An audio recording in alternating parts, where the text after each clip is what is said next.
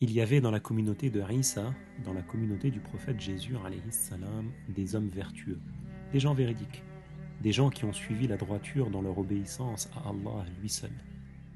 Parmi ces gens-là, il y avait un homme du nom de Jurayj. Jurayj, c'était un homme musulman, un homme croyant, un homme de ceux qui appliquaient la loi du prophète de Allah, Jésus, le Messie, alayhi salam. Il était de ceux qui faisaient la prière et qui jeûnaient conformément à la loi de Jésus. Jurayj, c'était un croyant, c'était un musulman, mais plus que ça, c'était un wali, c'était un saint vertueux.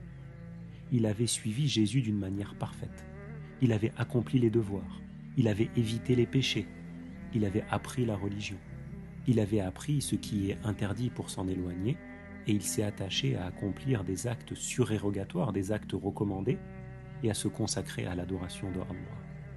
Il s'est isolé des gens, à l'extérieur de la ville, dans un endroit élevé, et il s'est construit un lieu de vie à partir de pierres en terre cuite. Ça, c'était pas une habitation de luxe, c'était pas un logement qui était confortable, mais lui, son objectif, c'était l'au-delà. Et ce qu'il cherchait, c'était de pouvoir se consacrer à l'adoration de Allah. Sa mère venait lui rendre visite de temps en temps. Et les gens de cette région, y compris le roi, ils se sont mis à dire de lui qu'il était un homme vertueux. Puis un jour, il y a une fornicatrice qui a dit à certaines personnes mauvaises, « Vous allez voir, moi, je vais entraîner Jurayj à faire le péché avec moi. » Alors elle s'est faite belle.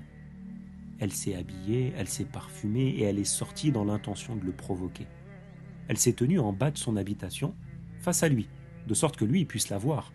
Mais lui, il n'a pas prêté attention à elle.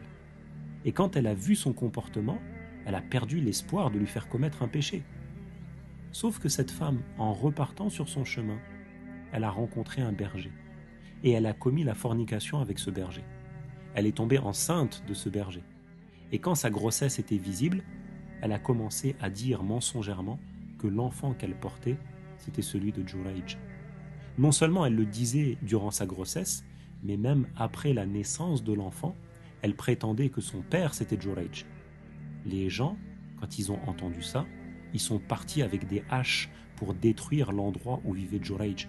Ils se sont dit, nous on pensait que cet homme c'était un saint, que cet homme il avait atteint un haut degré selon le jugement de Allah, mais il commet la fornication avec cette femme et il la met enceinte.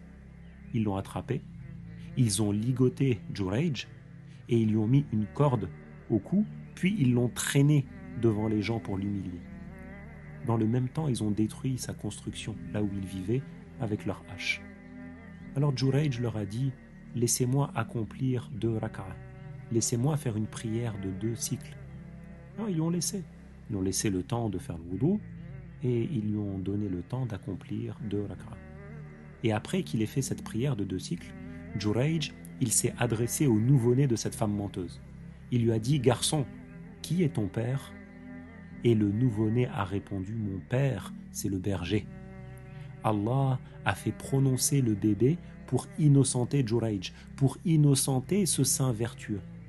Quand les gens ont entendu la parole du nourrisson, ils ont embrassé Jurayj comme cause pour en obtenir la baraka. Ils ont demandé pardon à Jurayj. Ils lui ont dit, on est prêt à rebâtir ta construction là où tu vivais, mais en or cette fois-ci. Jurayj leur a dit non, reconstruisez-la seulement comme elle était, en terre cuite. Cette histoire, elle a été citée par notre prophète Muhammad à ses compagnons. Et elle nous montre le haut degré qu'atteint celui qui obéit à Allah tout en étant sincère. Elle est rapportée par Al-Bukhari, elle est rapportée par Muslim dans leur Sahih. Quelle est la cause de l'épreuve qu'a subie Jurayj ? Un jour, sa mère était venue le voir comme elle le faisait de temps en temps.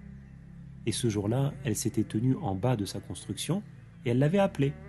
Et elle l'a appelé à 3 reprises, mais Jurayj ne lui a pas répondu. Alors, elle avait fait une invocation contre lui. Si Jurayj n'avait pas répondu à sa mère, c'était parce qu'il faisait la prière à ce moment-là. Mais ça, sa mère, elle ne le savait pas. Et elle a invoqué pour qu'il subisse une épreuve. Quand ces gens lui avaient passé la corde autour du cou et qu'il l'avaient fait passer devant un groupe de femmes qui étaient mauvaises, il s'est souvenu de l'invocation qu'avait faite sa mère lorsqu'il ne lui avait pas répondu. Que Allah nous accorde de nous attacher à la religion de l'islam, qu'il nous accorde de suivre la voie du prophète Muhammad, alayhi salatu wassalam, et qu'il fasse que l'on soit parmi les esclaves vertueux.